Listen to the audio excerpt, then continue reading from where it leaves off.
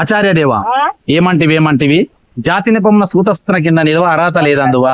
ఎంత మాట. ఇది శాస్త్ర పరీక్ష కానీ క్షత్రియ పరీక్ష కాదు కాకూడదు. ఇది కుల పరీక్ష అయినందువా. నీ తండ్రి భరద్వాజుని జననమెట్టిది, అతి జుగుత్సాకరమైన నీ సంభవం ఎట్టిది. మట్టి కుండలో పుట్టతివి కదా, నీది ఏ కులము. ఇంత ఏలా అస్మత్ పితామహుడు కురుగుల వృద్ధుడైన శాంతనుడు శివసముద్రుల భార్య గంగా గర్భంన జనించలేదా. ఈనది ఏ కులము. నాతో చెప్పింది ఏమయ్యా, మా వంశమునకు మూల పురుషుడైన వశిష్ఠుడు దేవవేశ్య ఊర్వశిపుత్రుడు కాడా.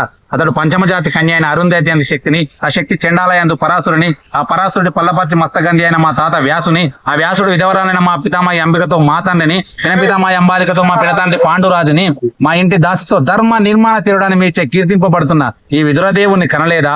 సందర్భావసరం బట్టి క్షేత్రబీజ ప్రాధాన్యంతో సంకరమైన మా కురువంశము ఏనాడు కులహీనం కాగా నేడు కులము అను వ్యర్థవాదము నేను. ఇంతలో దుర్యోధనుడు, నాయన దుర్యోధన తాత, వీరుల పారుల బ్రహ్మరుసుల జనన మరణములు మనము విచారించదగినది కాదు. నువ్వు అన్నట్టుకి ముమ్మాటికి ఇది శాస్త్ర పరీక్ష. శాస్త్రం ఉన్న వారు ఎల్లరూ శత్రులే, కానీ అందులో రాజ్యం ఉన్న వాళ్ళే రాజులు. అట్టి రాజులే రాజ్య పరీక్షలో పాల్గొనట.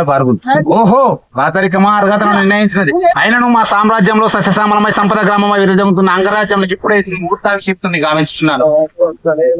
సోదర దుశ్శాసన, అనర్ఘ నవరత్న సస్య కిరీటమును వేగంగా దిమ్ము. మామ గాంధార సార్వభౌమ సురుచిర మణిమయ మండిత సువర్ణ సింహాసనం వేగంగా దిప్పింపు.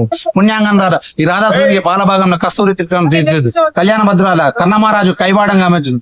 పుణ్యాంగులారా ఈ రాధాసుని పాలభాగంలో కస్తూరి తిలకం తీర్చిది. బహుజన సుప్త పరిపాల వాంఛన చూడలేగా వీరగంధం విజయనాథుడు నేను పండిత పరిషత్ మధ్యమున సకల జన సమక్షంన సర్వదా ఈ కులకలక మహాపెంకం శాశ్వతంగా ప్రక్షాళన చేయించాను. Any doubts?